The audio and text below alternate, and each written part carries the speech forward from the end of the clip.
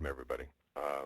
Thank you for joining us today. We're going to be sharing a comprehensive readiness model that we've been developing over the last 4 years and based on our research in organizations all over the world. And we're going to be giving you some tips for readiness, but we need to start really at what implementation success truly is. Because this is where readiness truly starts, and I know it'll probably be hard for some of you to believe, but the way you define the change has a tremendous impact on how you create readiness in the organization. So implementation success is defined as a project that occurs on time, on budget, accomplishes the technical objectives of the change, accomplishes the business objectives of the change, and the human objectives of the change. Now, most organizations will spend an awful lot of time focusing on the top three, particularly around technological projects, but a technical objective could be a reorganization or a process redesign. But all five of these are irrevocably linked together, and we have to define the human objectives of the change initially to create readiness in our organization. Now, human objectives may sound a little esoteric, but it's actually very practical. The only thing you can measure on a daily basis when it comes to human beings in your organization is behavior. You can measure productivity, perception, attitude, effectiveness over time, but the only thing you can measure on a daily basis is that which is observable, and that is behavior. So that means if we truly want to accelerate readiness in our organization, we have to define our projects in terms of behaviors we seek to see. Now, this isn't some warm and fuzzy issue here. For any reinforcement to have its most significant impact, it must immediately follow the behavior. So if we do not define our projects in terms of behaviors we seek to see, then we have no capacity to apply the reinforcement to the behavior, and we've lost the acceleration of readiness in the organization. So this is going to play a tremendous role as we go through this. So the place to start to define and build readiness in your organization is right at the project definition stage. Realizing, of course, that if you're only defining your project based on these first three sets of objectives, time, budget, and technical objectives, you're probably going to get installation. Installation is not synonymous with implementation. Implementation is return on investment on time and on budget. That can only be gained by defining the business objectives and the human objectives of the change. So let's just put this in a very simple construct for us. Over the years at IMA, we studied thousands of factors and their influence on implementation. We've been able to break these factors down into two broad categories, what we call implementation climate factors, which we're going to revisit later, and organizational readiness factors. Now, the readiness factors that contribute most significantly in your organization are sponsor capacity, that's the reinforcement, communication, and resource commitment of people in power and authority. Target readiness is what we're going to be focusing on here today. We're going to be talking about how we reward and the targets, communicate, service, and manage the resistance. To what degree does it fit with the culture and what degree not? And what are the skills, the capacity of the agents of change, those people that have to pull it off? All four of these are critical. Sponsor capacity is the most impactful. The least impactful is agent capacity. So even if you assign the very best people in your organization to a project as agents, unless they can orchestrate these other three elements, sponsorship, readiness, the targets, and the cultural fit, it's still going to fail. So that's really the construct we're working from today. So let's just define this cast of characters for us so that we have a common frame of reference as we go through this. There are four critical roles in the change process. The first role is that of the change champions. Those are anybody who believes in the changes and attempting to obtain sponsorship for it. Otherwise, in other words, the commitment of time and resources for it and the power to make it happen in the organization. So there's an element of belief in being the champion of change. Agents of change, which is a commonly used term, have implementation responsibility. That means if not all, at least part of their performance is being evaluated on how well they do this change. Sponsors is the most important role in the change process. They either initiate the change, sign the check and get it moving, or reinforce it at the local level. So they're going to authorize and reinforce the change. Sponsorship has to occur at every level in the organization, every managerial level. And based on our research over the last 30 years, we can tell you that sponsorship is the single most important factor in ensuring fast and successful implementation. If I had to give you a mathematical equivalent based on the algorithm for the AIM methodology, sponsorship is as much as 30 to 50% of the battle. And the last role of it is easiest of all to understand, and that's targets. Targets have to change their behavior, processes, knowledge, perceptions, etc. So with those terms in mind, let's talk about what we're going to really focus on today. Um, the next slide, you can see the AIM roadmap. The AIM roadmap, this is a structured methodology that we use to target scarce resources in the organization.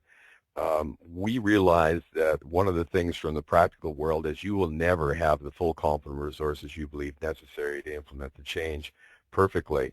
So what we constantly have to do is target scarce resources to have maximum impact in the shortest amount of time. And that's truly what this methodology is all about. And as we said earlier, building readiness starts right from the define the change.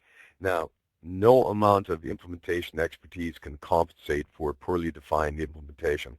One other thing I'd like to highlight off this methodology, and that's going right down to the bottom of the page in developing target readiness.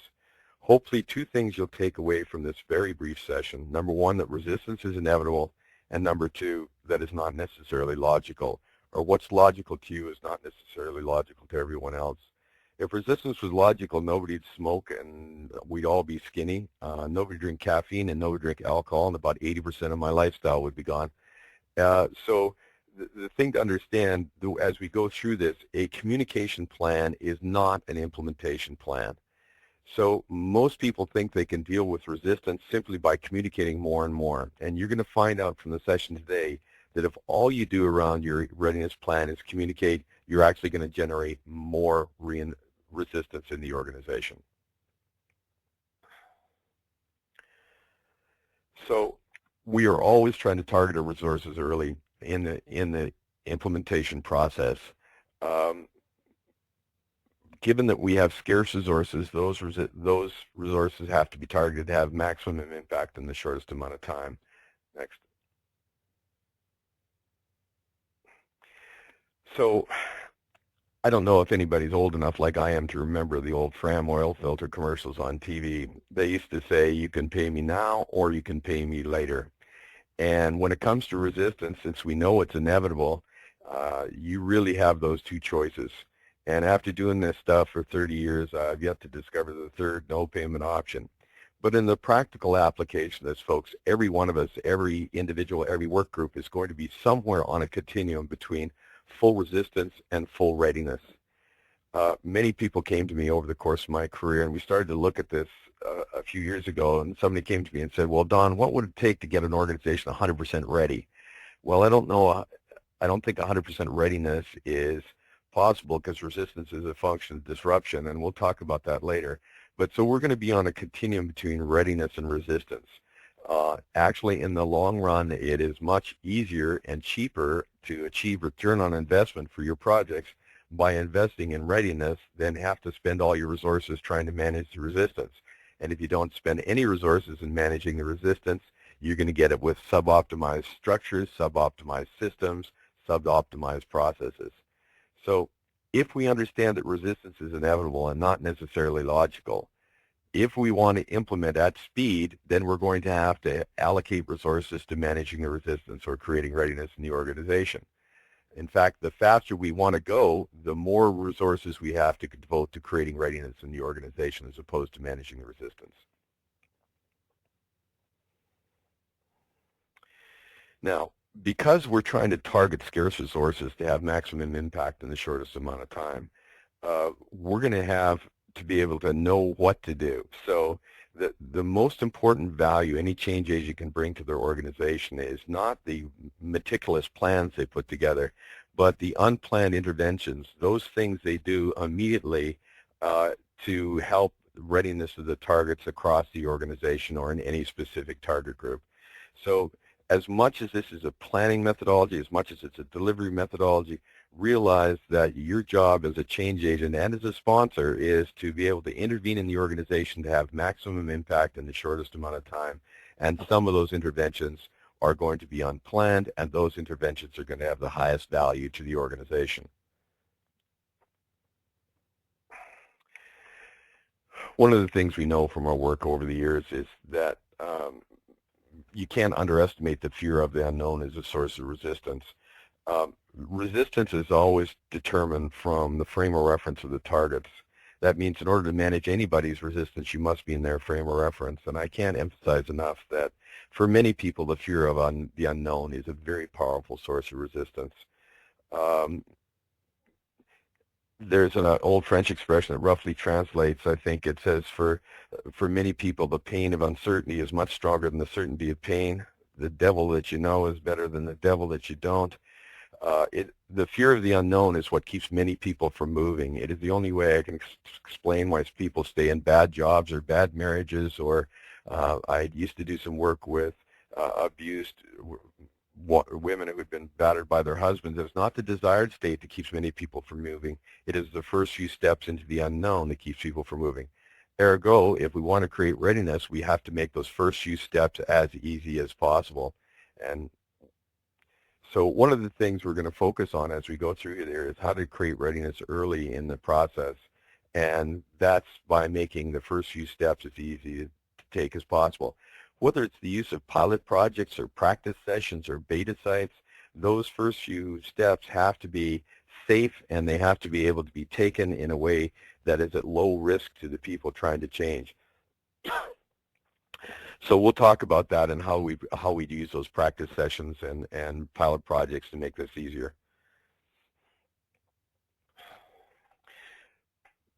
The next slide that you're going to see is a comprehensive readiness model that we developed from the AIM methodology.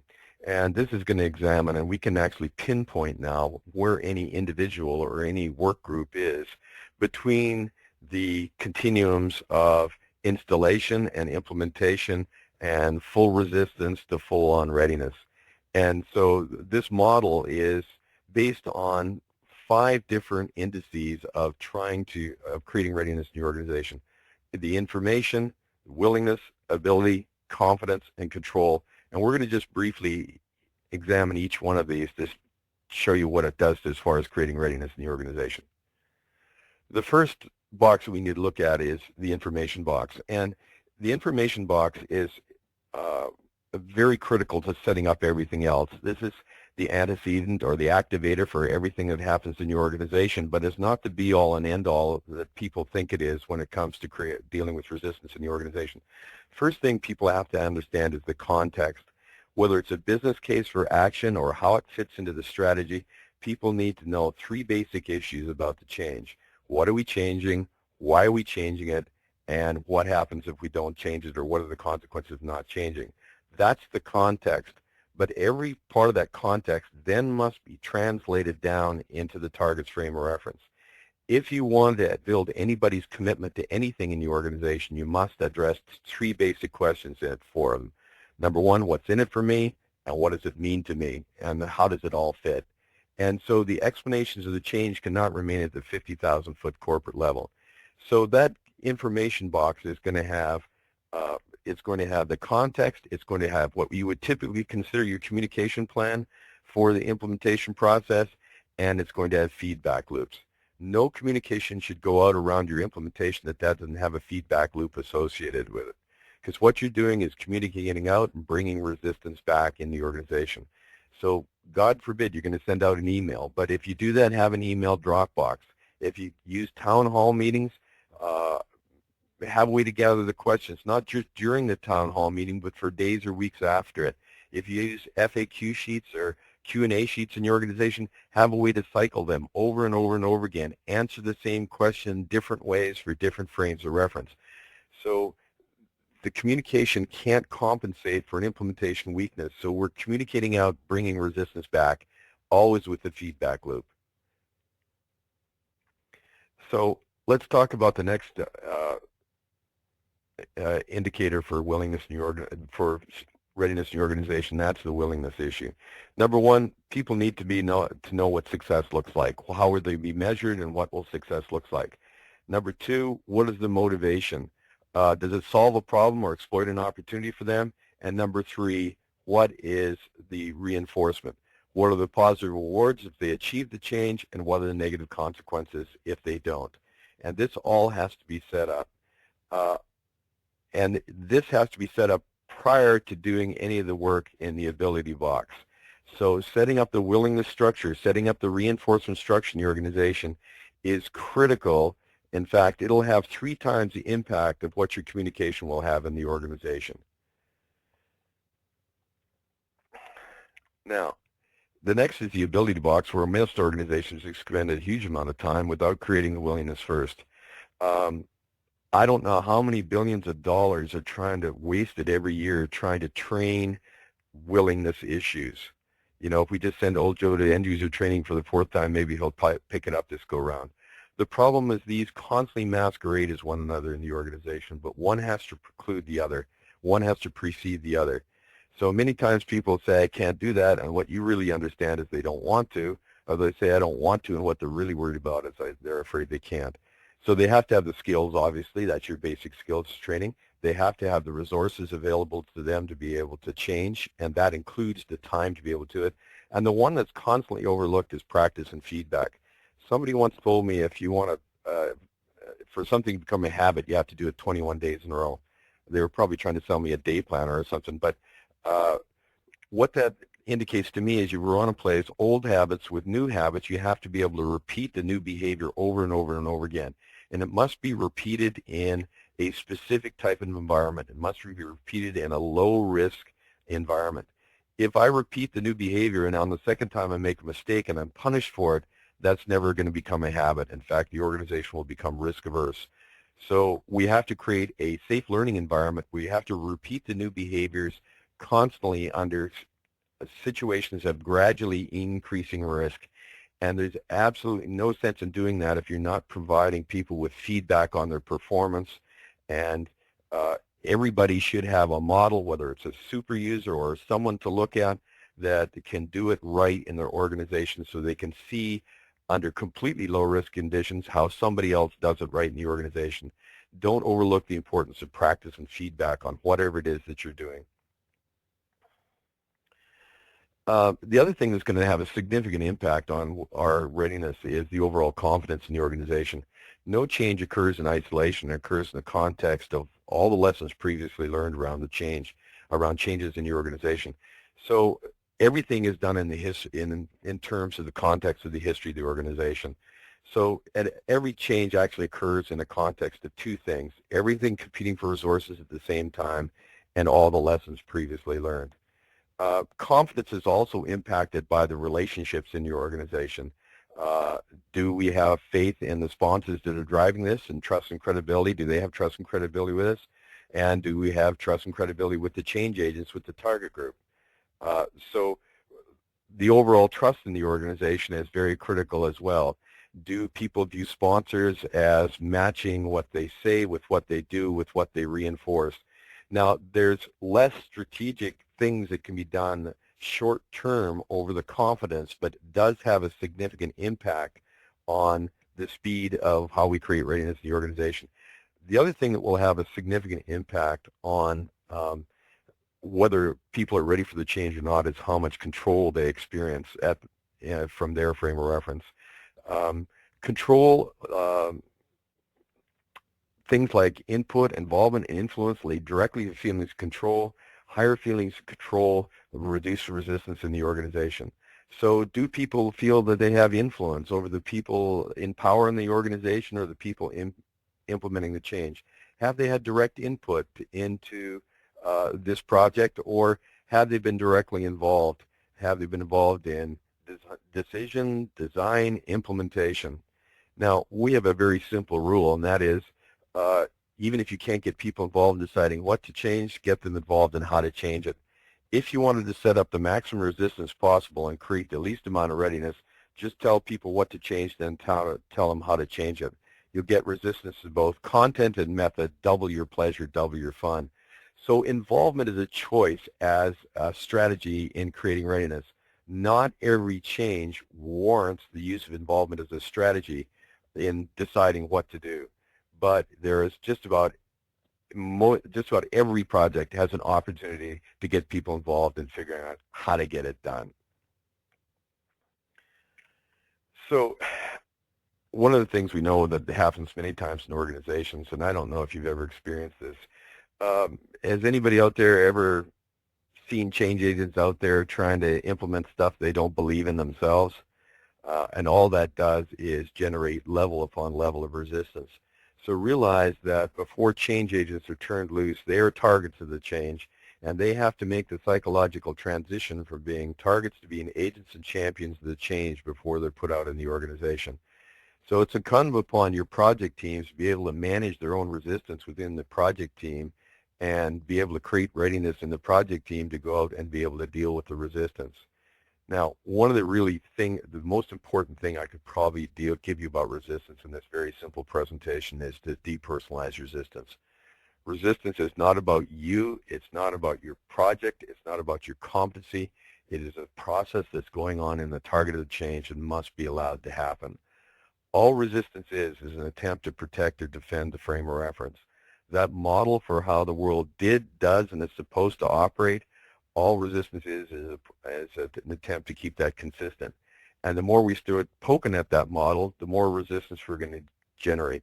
So even if you did all 5 of these things perfectly, information, willingness, ability, confidence, and control, and they were at the perfection level, which is not possible, but even if they were, you're still going to have resistance in the organization. Why? Well, resistance is a function of disruption. Uh, so the more disruptive the change, the higher the level of resistance. Now, one of the common mistakes when it comes to creating readiness in the organization is to believe that if we get targets of change to like and understand the change, we won't have any resistance. Understanding that resistance is a function of disruption is fundamental to creating the readiness in your organization. Well, let's just take a look at this for a second. Well, if we're back up, if we're doing a negative change, it's a no-brainer to figure out that if people dislike it, it's going to generate resistance. But the interesting thing that happens with change in organizations is it does not matter whether the change is perceived as positive or negative. That is not what generates resistance. Resistance is a function of disruption. What that means is even if they like the change, if it represents a significant disruption to behavior patterns, reinforcement patterns, value patterns, habit patterns, work characteristics, power and status, if it represents a disruption to any of those things, you're going to have resistance. So fundamental to creating readiness in your organization is to understand that resistance is inevitable. So the question is not whether you will or will not have resistance. The question is how much, how are you going to manage it, and most importantly, how are you going to pay for it? Resistance and readiness in your organization are ferociously resource-consuming activities. It will consume far more resources to implement the thing than it ever will to design it or to buy the equipment for it or those kinds of things. The difficulty is some of these costs are not overt costs, they're covert costs, and it's really difficult to translate those for many executives unless they understand that they're trying to get return on investment for the change. So you're going to have resistance whether you want it to be there or not. You have the choice of creating readiness or dealing with the resistance in the organization. Pay me now or pay me later. So let's just take a look at some of the very simple factors that could generate resistance. Um, Levels of disruption for your change can actually be predicted, and they can be predicted by understanding the frame of reference of the targets. So I want you for this little application to think about any major implementation that's going on in your organization and focus on a specific target group, one group of people that you know is going to be significantly impacted by the change. Go around, there's 9 boxes in a wheel here. Just take a minute and go around these boxes and think from the target's frame of reference. Put yourself in the target's shoes. What does the target perceive to be true about this particular implementation? So number 1, have low perceived need. You would realize that this would cause more resistance if the targets do not see any need for the change for them personally. They may see high need for the organization, but they don't see any need for them personally. It's going to create more resistance. I think 2, 3, and 4 on this wheel are pretty simple, right? Have unclear expectations, unknown or negative impacts. But once again, don't underestimate the fear of the unknown as a powerful source of resistance. Number 5, seem irreversible. The more we tell people they cannot go home again, the more resistance we're going to get. Now, so if we tell people we're going to be doing a pilot project, we'll get one level of resistance. If we tell people this is the way it's going to be from now on, we'll get another whole order of magnitude of resistance. Now, I want you to watch the use of the term pilot project. because from the target's frame of reference, when we say pilot project, the target's frame of reference is, if this does not work, we're going to go back. That's typically not what we mean by pilot project. Many change agents mean by pilot project, if this doesn't work, we're going to go do all kind of other stuff to you. But so it's always from the target's frame of reference. Have low reward and high cost. Once again, this is from the target's frame of reference. This is the WIFM, what's in it for me. If you remember the two questions, what's in it for me and what does it mean to me? Cause a high level of disruption. The more habit patterns, the more control patterns, reinforcement patterns, etc., that are disrupted by the change from the frame of reference to the targets, the higher the level of resistance. Have low involvement. We just talked about that. Involvement leads to those feelings of control. And number 9 is a very powerful source of resistance in organizations. If in some way your project implies to the targets that they've performed poorly in the past, you're going to generate significant resistance. It is much easier for people to accept an external driver than an internal deficiency. So it's much easier for me to accept the fact that our competition has moved past us as opposed to I wasn't fast enough. One's external, one's internal. Now, in no way am I suggesting that you don't tell people they're not performing well if they're not. But if your project has to imply that they performed poorly in the past, realize you're going to get another whole order of magnitude of resistance in your organization. And we do this many times in our organizations. Many managers, executives will walk into their new departments or new areas and say, well, I've been assigned here to fix. After the word fix, it doesn't matter what they fill in the blanks with. It's all going to be met with significant resistance because they invalidated the performance of the whole area. So this is a very simple way to look at this. We have a much more sophisticated way to look at the frame of reference of the targets. And I'd like to offer this to anybody out there, and that's we have created a new readiness assessment based on the new readiness model. And if you'd like a copy of that readiness assessment, I'll have Paula just email it to you, and you can take a look at it and see if it's of any help to you. So if you want a copy of that, you can just email Paula, and she'll email you back with a copy of the new readiness assessment.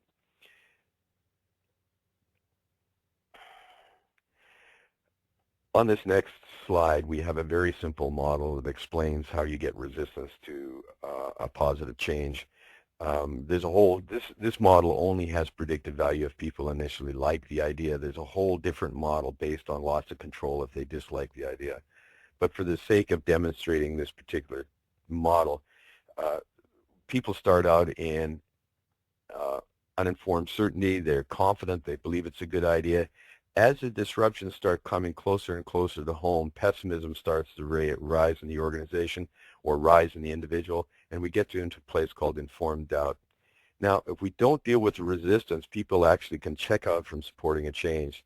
They can take a change they originally thought of as positive and start to perceive it as negative. And they can check out two ways, overtly or covertly. And if they check out overtly, if you've got overt resistance, you've got a creative problem-solving climate. If you've got covert resistance, you have to create an atmosphere where it's as safe as possible. If anybody does risk it, there's a non-retributive place to take the resistance. And you're going to have to do that over and over and over again. If your organization has a problematic history of implementation, do not believe that people avail themselves of only one opportunity or even multiple early opportunities to surface their resistance. What's going to happen is you're going to have to provide that safe atmosphere over and over and over again. Different vehicles, different ways for them to surface the resistance. Just like you should be using different vehicles to communicate, you should be using different vehicles to surface the resistance. Every communication should have a feedback loop associated with it. You're going to have to create many vehicles to surface the resistance in the organization as soon as it occurs. The important thing about this model to understand for us is the sources of resistance at the front end of the change are not the same sources of resistance in the middle of the change, are not the same sources of resistance toward the end. At the front end of the change, you're going to get a lot of motivational resistance. Why are we doing this? Why do I have to do it? In the middle, you're going to get a lot of adaptive resistance as the disruptions come closer to home. Towards the end, you're going to get a lot of problem-solving resistance. Why can't it do this? Why is this a problem? And so Obviously, therefore, managing resistance is a cyclical and iterative process in your organization, and it's going to consume resources. The faster you want to implement, the more resources you have to devote to creating readiness. The faster you want to implement, the more resources you're going to have to devote to surfacing and managing the resistance. So when we look at adoption, even if we did all of those things in our new readiness model perfectly, we kind of have to subtract the level of disruption from the frame reference to targets and what it's going to take to surface and manage the resistance.